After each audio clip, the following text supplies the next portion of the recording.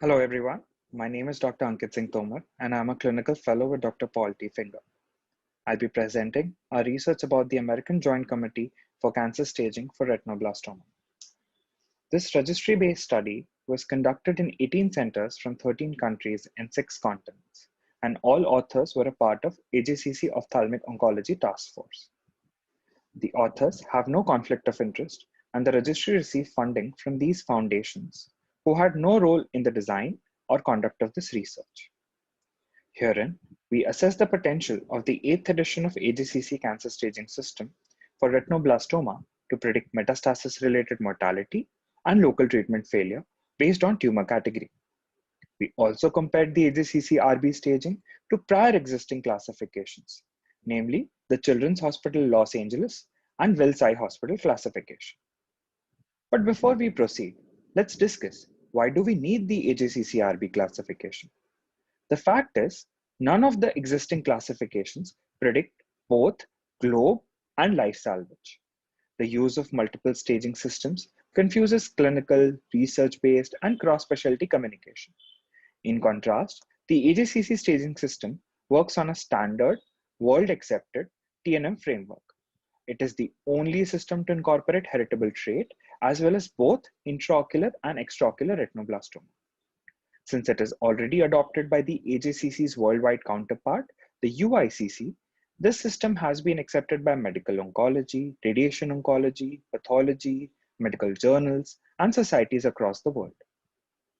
About our study, we created a multi-center international internet-based retrospective registry to evaluate the AJCC staging system for RB. All centers obtained an institutional review board and ethics approval to share de-identified data that conform to the tenets of Declaration of Helsinki and HIPAA. Each center utilized its own diagnostic and therapeutic methods. Clinical, demographic, and treatment data were noted. Local treatment failure was defined as need for secondary enucleation or EBRT after an attempt at eye salvage, whereas RB metastasis-related deaths were analyzed in the survival outcomes. Patient survival and globe salvage were analyzed using the 8th edition AJCC clinical tumor categories for statistical significance. This multi-center RB study collected world data from 2,190 patients who received treatment between 2001 and 2013. Let's first look at the life salvage analysis. The median follow-up period was 4 years, and over this follow-up period, 5% patients develop metastatic disease. From the graph, we can see that the smaller tumor categories, that is CT1 and CT2, have excellent life prognosis, whereas CT3, the yellow curve, and CT4, the red curve, are significantly diverging. The cumulative survival for the most advanced category, that is CT4, was 45% at 5 years. Cox proportional regression hazard analysis showed that CT3 had an 8-fold risk, whereas CT4 had a 48-fold risk of metastatic mortality when compared to CT1A. It is important to note that both CHLA and WH classifications were never intended to predict metastatic mortality. However, in that they have been used for such, we performed a similar statistical analysis for comparison.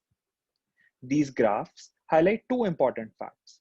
Number one, AJCC RB classification had a better tumor stratification for risk of metastasis-related mortality than CHLA and WH. And number two, note the group E lines, that is the red curve on both the graphs.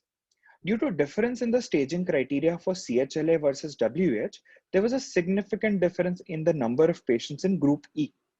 CHLA had 797, whereas WH had almost double, that is 1473.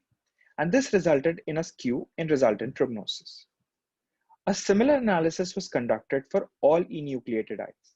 We found that high-risk pathological features have a higher risk of metastatic mortality, with extrascleral spread, that is PT4, having 77-fold risk when compared to intraocular disease, that is PT1. Of the 1,574 eyes with attempted globe salvage, 27% needed EBRT or secondary enucleation. With increasing CT category, there was a proportionate increase in the risk of local treatment failure. CT3 which includes clinical high-risk features such as aseptic cellulitis, hyphema, vitreous hemorrhage, neovascular glaucoma, etc., had a 45-fold risk of local treatment failure compared to CT1A.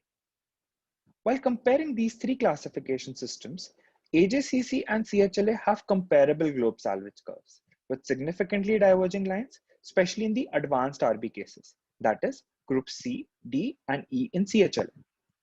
WH, on the other hand, has relatively unbalanced curves due to identical prognosis of group C and D, that is the yellow and the purple curves, for 2-year mark, and then very few patients beyond that.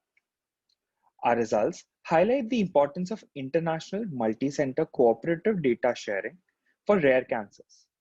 The result of the study validates the prognosticability of AJCC RB classification for metastatic mortality and local treatment failure. To summarize, AJCC RB 8th edition staging should be adopted as a universal RB classification to enable uniform clinical, research, and cross-specialty communication. It addresses intraocular and extraocular retinoblastoma, histopathological features in enucleated eyes, nodal and systemic status, and predicts metastatic mortality and globe salvage. The links to our research papers are shown on the screen. The first paper is about the risk of metastatic related mortality and life salvage. The second one is for local treatment failure and globe salvage, whereas our third manuscript talks about treatment outcomes by national income across the globe.